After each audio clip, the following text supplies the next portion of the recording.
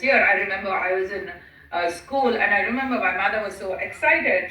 God bless her soul. She was a French professor. And she goes like, "Do you know what this is?" She told my sister and I, who were pretty young, to say, "This is the International Women's Year." And then we had the UN Decade for Women, and now you can see how we are coming. And some of us were there in 2000 when we had the special 23rd session of the UN General Assembly focusing on Beijing, and now we are going to have Beijing plus 30 and a global review.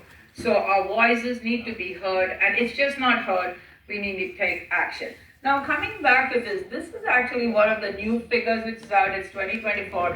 You can see the best and worst countries. They just pick a snapshot of a few countries, and this is so sad that nowhere is it one. Do you see what I'm saying? It's only 0.935. That is gender equality. So nowhere is there one. So this is something which we need to get it into our head. And knowing Ada, she'll call me after this and say, okay, what do we do about this? Let's start putting our thinking caps on and doing. Like you have the gender, priority strategy, the GEPS. So the same thing, what it needs to be translated. And look at Sudan, where there's so much of violence. And if you look at how the rating of this gender equality is, it gives us a ballpark, a bird's eye view of where there is so much of violence and women are suppressed. Moving on, this is the gender snapshot report, and this is from the UN Women. And look at this, this is so terrible. I was just talking about where women are forced to give birth to without water. You can see I talked about Haiti and Gaza and Sudan and even Ukraine. This is the problem. And this is what is very scary, folks. Ladies and gentlemen and distinguished guests, all protocols observed. 48 million more women face food insecurity. There is enough food produced, but the way it is distributed, there's a lack of equity. Then we're talking about child marriage. So all this fits into the critical areas of Beijing, which I had showed earlier on. And you see, unfortunately, look at this. There is still not that one in every 3 seats in local governments in 2023 was held by a woman. It's not 1:1. So it's just not gender parity. We also need to have gender harmony, which is so important. And you can see that the GBV, all these figures are not numbers. They are just real people. I'm just coming for 1 minute before I move on to the next slide. Afghanistan, they have banned women from, pursuing healthcare professions, so midwives and women doctors. So what's going to happen? Maternal mortality and morbidity is going to increase. And then, so what are some of the recommendations? We need to, apply a gender lens to address women's health, including prioritizing gender equality in health systems. The reason I put that as the first recommendation is because, as we all know, if you don't have health, you don't have anything else. And we need to leverage smart data. This is the time we have digital data, we have AI, so we need to leverage this to shape gender-based policies and investments in promoting health and human rights, and even focusing on women. And we need to engage women through multi-stakeholder partnerships, as I said, and also men. Fourth is male involvement in promoting women's health is crucial. And again, I would like to express my sincere appreciation and grateful thanks to the men who have come here today and who are working with us shoulder to shoulder to advance this, because no man is there without his mother. So, all men have to do this for their mothers, their sisters, their friends, their colleagues, their wives, and partners. So safeguard maternal, sexual, and reproductive health, because women's health is crucial. And again, as you can see, we need to advocate and push for policies in our communities. That's why we are doing forums like this is so important. And then C, it's important that we have a review of what the progress of the countries are in Beijing, because every 5 years this report is submitted. And this is the very scary part, which is just is a segue to what I have said earlier on. Despite huge strides, huge developments, we have women astronauts, no country in the world today has fully achieved gender equality as yet. So this tells us, so when we again convene, not that we're going to wait for 5 years to convene, but when we talk about, Beijing plus 35, we need to make sure that this changes. And at least there are a few countries, if not many more, where you have gender equality. And as I'm finishing up, women really matter. None of us are equal until all of us are equal. So that's why gender equality is the crux of development. Otherwise, we cannot reach the 2030 goal of leave no one behind. So this is a global audience. So thank you in various languages. Happy holidays. Let there be peace. And I, because I'm Indian American, I chose to say namaste. That is, I recognize the God in you. So thank you so much. Thank you, Ada. I'm done. Any questions? I'm just going to stop sharing my screen. Thank you so much for your attention.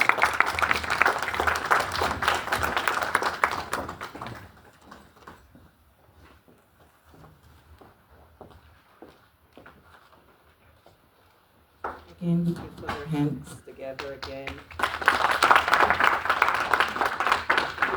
Again, that was a very beautiful presentation, and we thank you so much.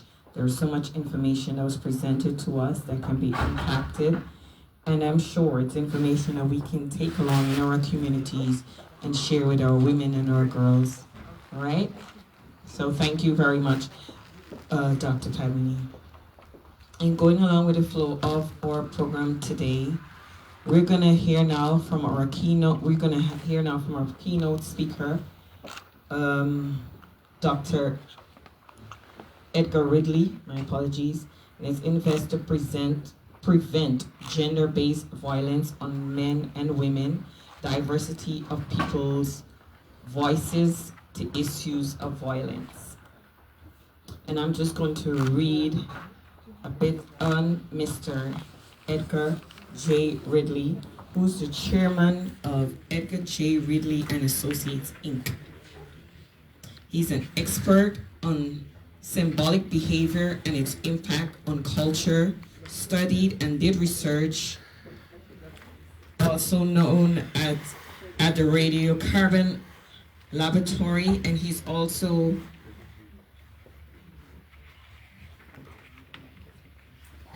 my apologies. I'm having problems with the mic. It has a very funny echo. All right. And so we're continuing along with Dr. Ridley. And he's also done research which is supervised by the Sheikh Anti-Diop, culminated in a thesis entitled The Neurological Misadventure of the Study of Man.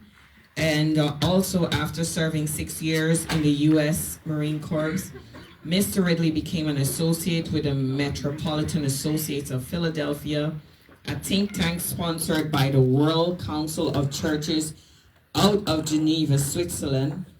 Mr. Ridley's brief was to study and implement change in major institutions and corporations with a focus on organizational behavior. He then joined the Temple University Community Mental Health Center as a senior psychologist, providing psychotherapy and consultation services to the North Philadelphia community and to the school district of Philadelphia.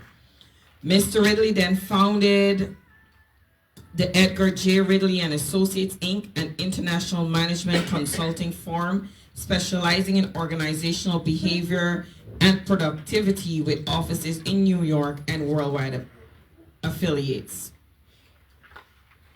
Let's put our hands together for our very accomplished speaker today. Mr. Ridley has also authored numerous papers, books, chapters, and 6 books. He has a table out at the back where he's got some of his books, and I encourage you all to support those books.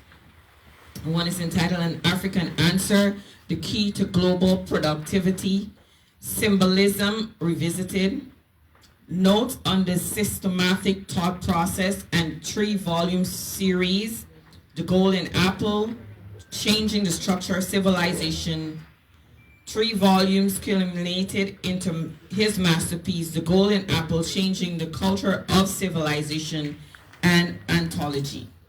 This book of work explores the damages of symbolic thinking, continuing with an examination of systems and systematic behavior. With the writing in the Amazon Review in regard to the Golden Apple, Dr. David commented, he said that this is a mind-expanding book that could alter the way you think and change your life. It will show you how the human race has been modeled to think symbolically, as opposed to systematically. Instead of having preconceived ideas about something, one should think systematically and find the cause of a problem. Today, ladies and gentlemen, it's my honor to invite to the podium our keynote speaker for today, Mr. Ridley. Can we put our hands together?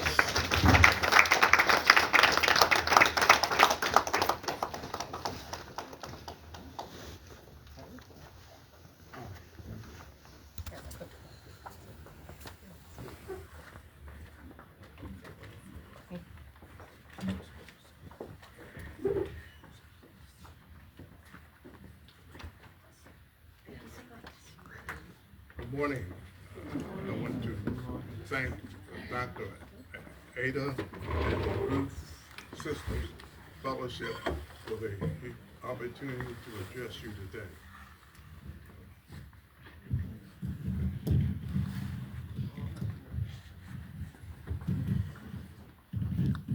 First thing I want to say is that you cannot get a proper education in the United States. The education is so important, but the educational institution in the world today, especially Europe and America, is based on eugenics, which means the only thing you know and will be taught that you are an inferior people, period. As a consultant, I'm not interested in just talking about problems. I'm interested in solving the problem. Yeah. And we have not solved the problem in the world today. But that has changed because of what I have invented in terms of behavior. I want to thank Dr. Ada and the Ruth Sisters Fellowship for the opportunity to address you. It must be understood that we are in a global race war. Countries around the world are enacting anti-black policies. Black people are the most hated people on the face of the earth. I've been very fortunate in terms of working in almost every country in the world. I was in the Soviet Union, I was in Europe, Africa. And let me say this, is that I was trying to get into Africa and the people was trying to get back, well, come over here in the United States. That's a wasted endeavor.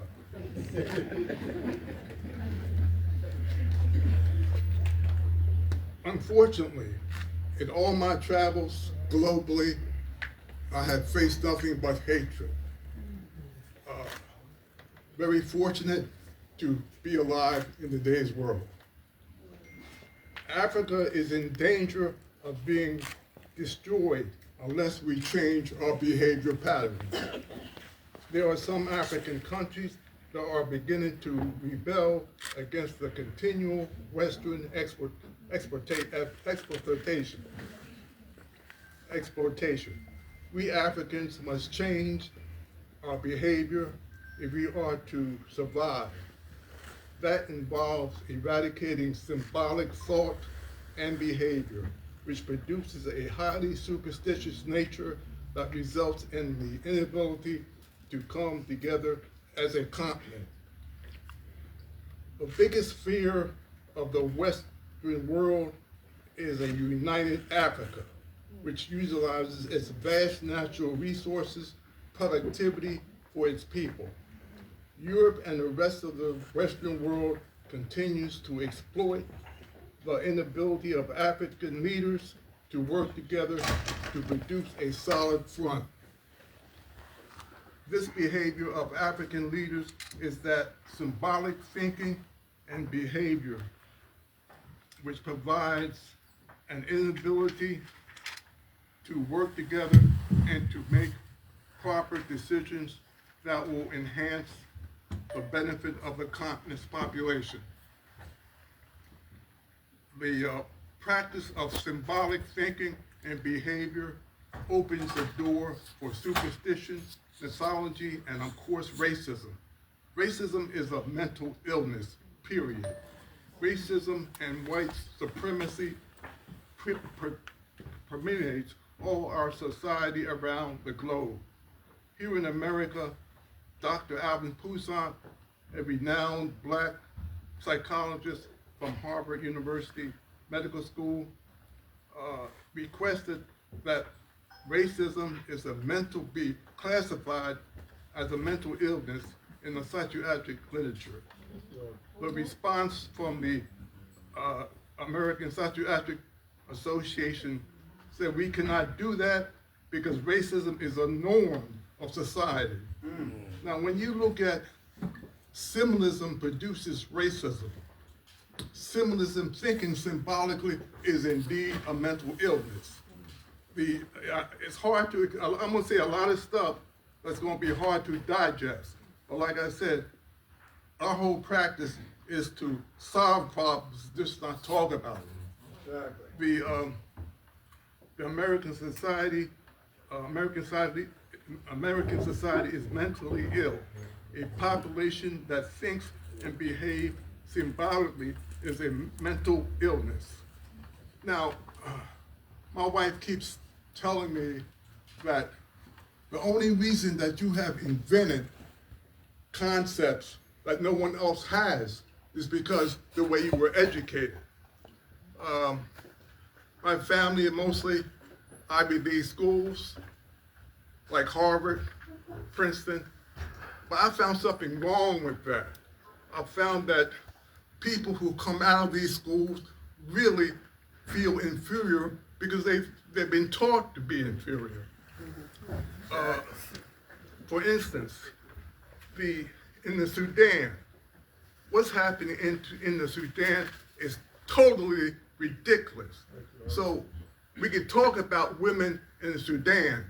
We can talk about women being raped in the Sudan over and over again. But how do we solve this problem of women in the Sudan? I'm only interested in solving the problem instead of hearing of the murder and rape of women, black women. I like to say that the problem of our behavior, and we have a behavior problem. We have a behavior problem because we are a pathetic thinking people in terms of our own behavior towards each other. That has to be understood. One of the reasons for the problems we have is symbolic thinking, which indeed is a mental illness. To think symbolically is indeed a mental illness that has caused the destruction of what's happening in the world today, period. Now, as long as we continue to behave the way we're behaving, Africa will be destroyed, African people will be destroyed, and it will reach the global population where indeed the problems of the world will destroy civilization as we know it. Now, one of the best decisions I made in my life is to not be educated in America or the Western world. I went to Africa. I went to Africa to be educated, and that was one of the best decisions of my life besides being married to my wife.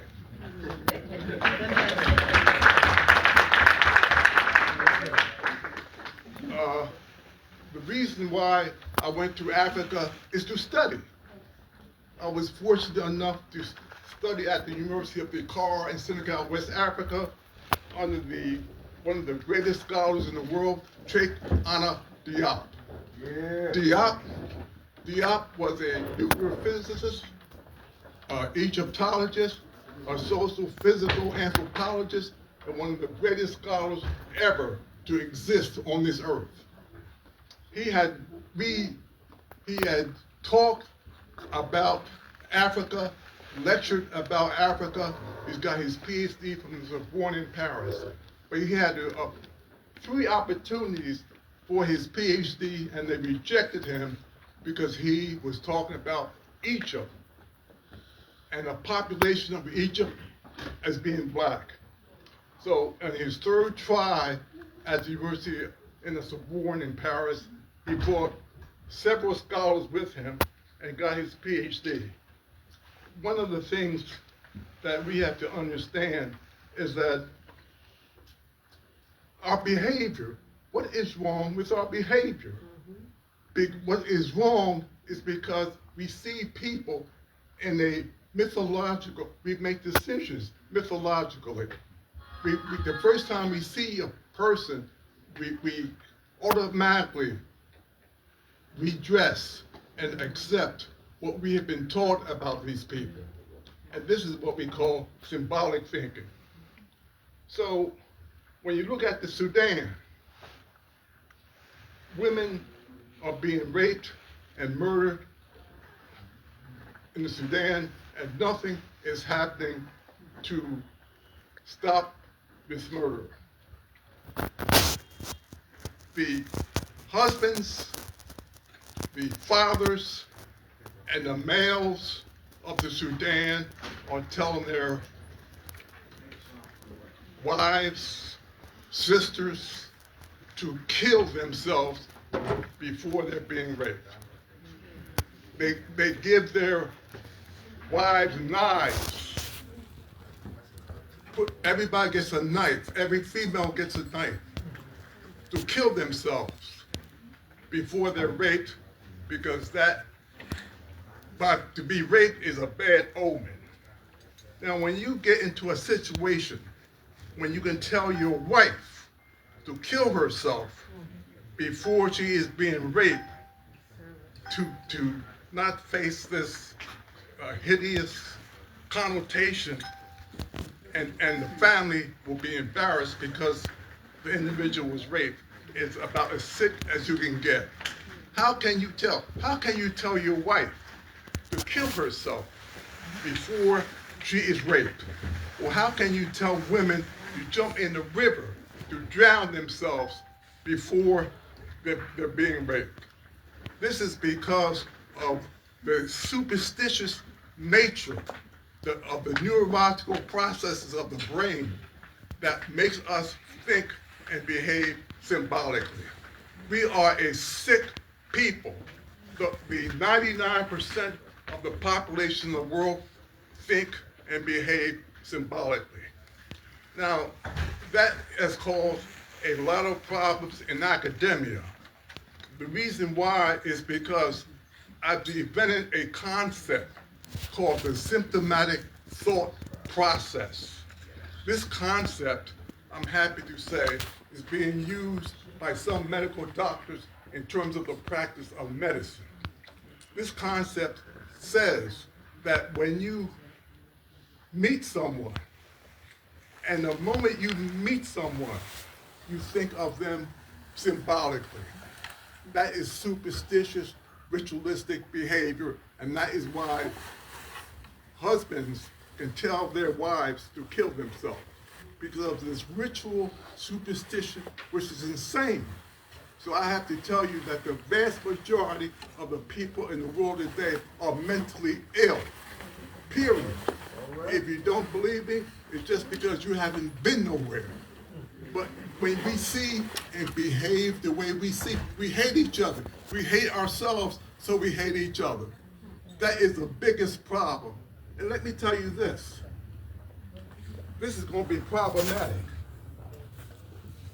I served 6 years in the Marine Corps. between traveling all over the world as a Marine and then traveling all over the world as a consultant solving global problems.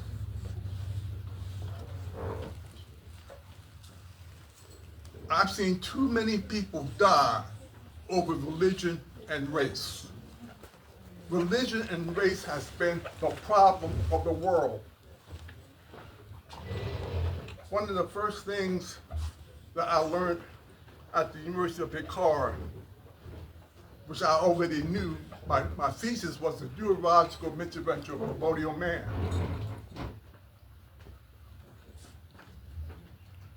What's the definition of religion? All religions are symbol systems of which man searches for ultimate reality. You cannot deal with reality as long as you think symbolically. Unfortunately, the vast majority of the people in the world are geared to conflict, and especially among black people, because we're hated so much, because they have a fear of us as black people, that we're going to treat them, people who classify themselves as white, as they treat us. And that is a fear among the black population, the white population. So one of the things is that white people who classify themselves as white, now we're all Africans. Human beings began in Africa. Everything that we know started in Africa, period. You can't deny that. So when they talk about he's a Puerto Rican, he's a Jew, he's Irish, the hell no. We're all Africans. We all came from Africa. And they have to get used to that fact. One of the things that has been very useful to me is that my refusal to be educated in the Western world brought me into the continent and brought me into study under the great leaders in the world, theologically and intellectually. I was very fortunate because of my behavior, I guess, that I was with a group sponsored by the World Council of Churches in Geneva. What did they said, come in, we want you to work with us. I said, what you want me to do? We want you to be a spy in the major corporations of the world to study institutional racism from the World Council of Churches. I did that. I worked with some of the most important corporations who were making discoveries in almost every field. And one thing I found is that I found out that what their main objective is destroy the thinking processes of African people all over the world, period. And I found also that symbolic thinking is not only destroying the neurological processes of the brain, which produces behavior that is insane. So it's hard for people to understand that 95% of the world population is mentally ill, period. But what comes with all that? What comes with all that is because my wife and I have been threatened to be murdered. My wife and I, they cannot tolerate a black man to make any discoveries. Black people are not supposed to reach a certain level. And that is, you have to understand that. So my objective is to change the behavior of African people all over the world, which means people globally, no matter how you identify yourself. So one of the things that the symptomatic thought process does. What does it do? It's a concept of behavior epigenetics. Now, you all know what behavior epigenetics is. Behavior epigenetics is a concept that shows DNA is not your final answer to your life. What white people are doing now is to weaponize DNA. The first thing they teach you is that you're genetically inferior. And when they teach you genetically inferior, they keep telling you that, and you begin to believe it yourself. So I'm talking with doctors from all over the world, physicians, chemists, engineering. They feel inferior. I say, how? I was talking to a doctor the other day, one of the top cancer experts, black, and he admitted he felt inferior among his white comrades. And that is because of the education that they bestow upon you. Now look, what am I talking about? Besides being a Marine for 6 years, traveling the world, I have a twin brother. I'm a twin. My brother has sickle cell. I have sickle cell. I'm supposed to be dead by now. The doctors tell me you should have been dead 10 years ago. They tell me you got 6 months to live. Why? Because sickle cell destroys every organ of the body. It destroys every organ of the body. My brother was educated, my twin brother was educated here in the United States. He had the sickle cell. He worked all night long, went to school in the daytime. Got 3 degrees, graduate degree. With his sickle cell, which destroyed almost every organ of his body, he had his first job as a minister is an international church, a United Methodist Church. And we talked about this. And one of the reasons why doctors are using my procedure is because I'm still alive and teaching them. And they can't tolerate, and they cannot conceive of a black person. I don't have an MD degree, but I've done my homework. I went to Africa to go to school. Go back to Africa to get your education instead of staying in this damn country. I'm telling you right now. So,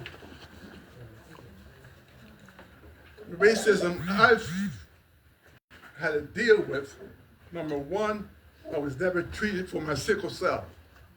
Embolism in both lungs, into the heart, I almost died. The only reason I'm still alive right now is because I practice symptomatic thinking and behavior. I've developed a concept that will transcend what they teach, the medical establishment and what they do. You heard of CRISPR. What is CRISPR? CRISPR is a new concept that white people have perpetuated. They won the Nobel Prize for that. CRISPR is gene editing. Gene editing is CRISPR. What does that mean for black people? They've discovered ways to get around sickle cell through gene editing and new medicines.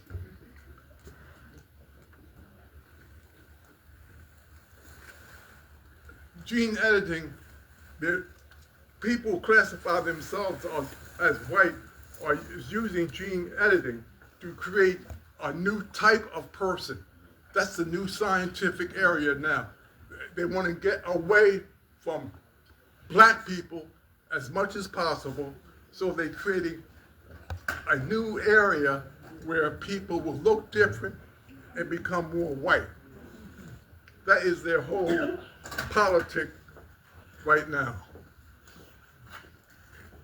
When I made my discovery, they said, well, we're going to give you 6 months. 6 months was 4 years ago.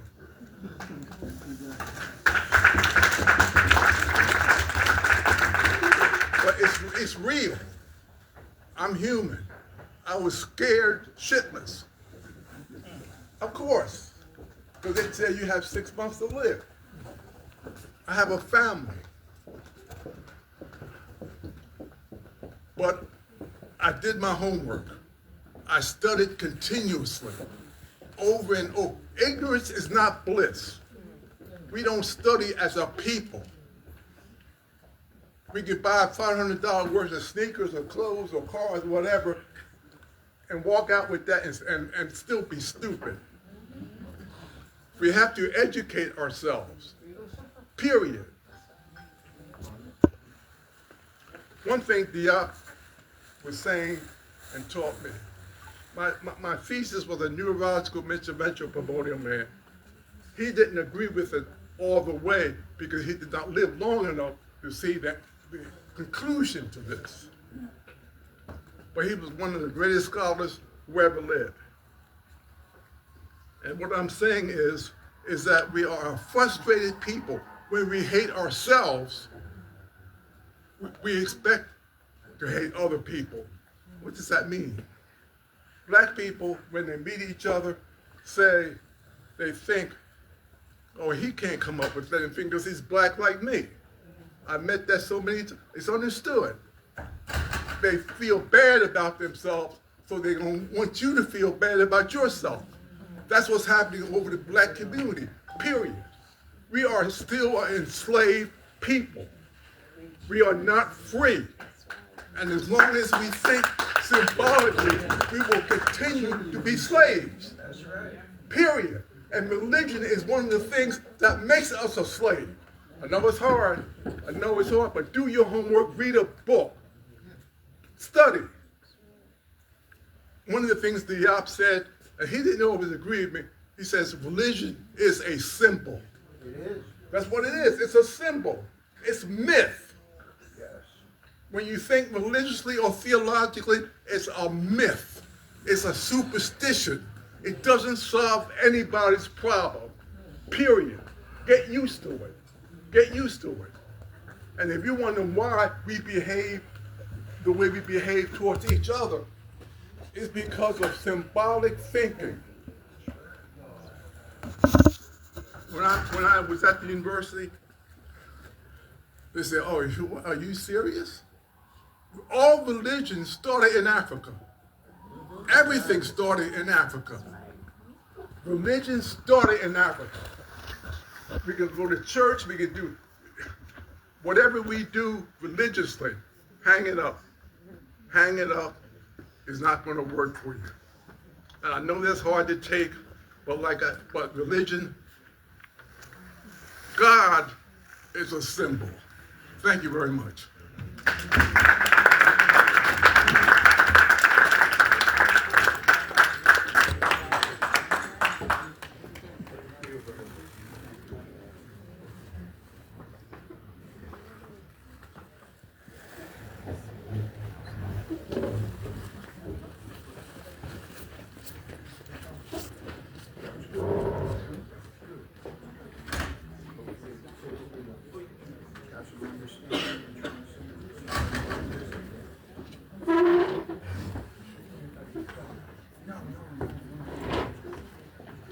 Thank you so much, Dr. Ali. Come on, let's give it up for him.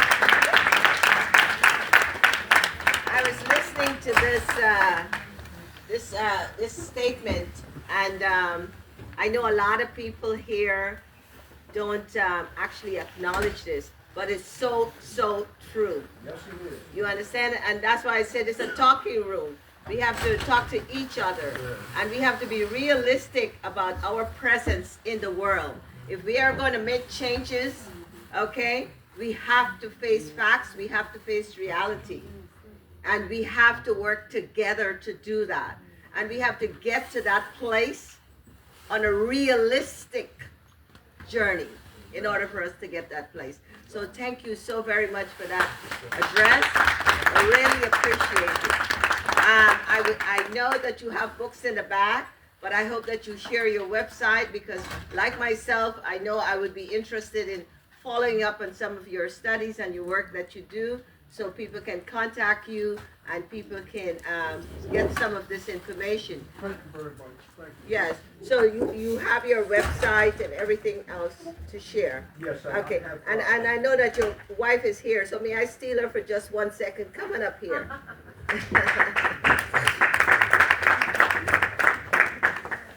You know, they say behind every powerful man is a more powerful woman. So I just want you to quickly introduce yourself and just tell them where to get the information and everything else. And I know you're in the shadow, you're standing right there as opposed to bracing him up, but we see you and we want to hear a little bit about you. So just quickly give us a little something here. You're very kind. You're very kind. Good afternoon. I'm Dr. Linda Ridley. As I said earlier, I'm honored to be the wife of your keynote, Edgar J. Ridley. I am, as well as CEO of the global consulting firm Edgar Ridley and Associates. I'm on faculty at City University of New York, so I teach in the graduate and undergraduate programs, business and management, organizational behavior. So as Edgar said to you, his systematic thought process, he's written several books. He consults all over the world. I teach his systematic thought process in my classes. It's excellent for teaching organizational behavior, teaching an understanding of business. When I did my doctorate at St. John's, I actually used his systematic thought process as my theoretical framework for my doctorate. So it covers all areas, not just race. It covers all areas of people activity. And we have found it incredibly impactful. Our consulting firm spent over 2 decades in Malaysia, because Malaysia is very big on productivity. So they asked Edgar to come over to teach their managers and students and trainees on behavior, implementing the symptomatic thought process, in addition to the work that we do all over the world. Before I went into consulting and teaching, I spent over 2 decades in investment banking. I'm a former director of corporate and investment banking. What a power woman! What a power woman!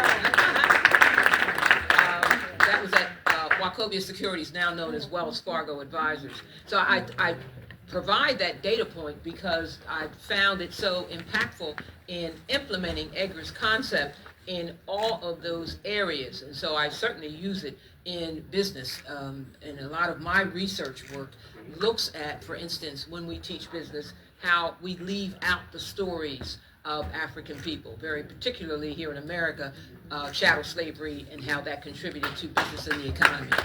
So we find the implementation of systematic thought process across the board very, very powerful. And you can read all about it in his books. We have 2 books. Our website is edgarjridley.com. And the books are here and flyers, and his business card has a, what do they call that, a short link? A bit link. So you could share some of that. You can do that. So all of that is at the table. And I want to introduce my family. My sister and her husband are here. Came all the way up from Philadelphia, New Jersey. So we're so glad to have them here as well. Thank you so much. Let's get a round of applause. Thank you. Thank you so much. You didn't realize such a strong woman is in the audience, right? Moving right along, our next event on the program is Ruth Sisters Share Session. 15 minutes, that's it? We're improvising here. Is that the one, is that where we are, the overview, or is this the next one? Is it panel? Okay, we're trying to get this right. You know, we are African people, and we are running.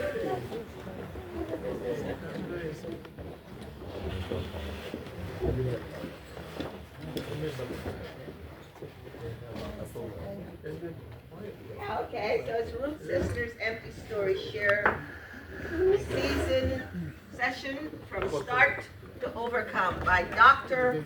Marilyn Thomas. Look at me. I'm dizzy. So, Dr. Thomas, are you in the room? Could you come to the podium? Yes. Oh, look at that. The beautiful lady in orange. And when I walked in this morning, I saw her and I said, there's a woman who's representing what we need to wear. You know, every woman should have some, even though the time period that the UN set is past, you should still wear orange, take a picture and put it on your social media. It is so important for us to market ourselves and what has happened. And orange represents. So thank you, my sister in orange. Oh, I love it. Thank you so much. Welcome to the podium. Thank you.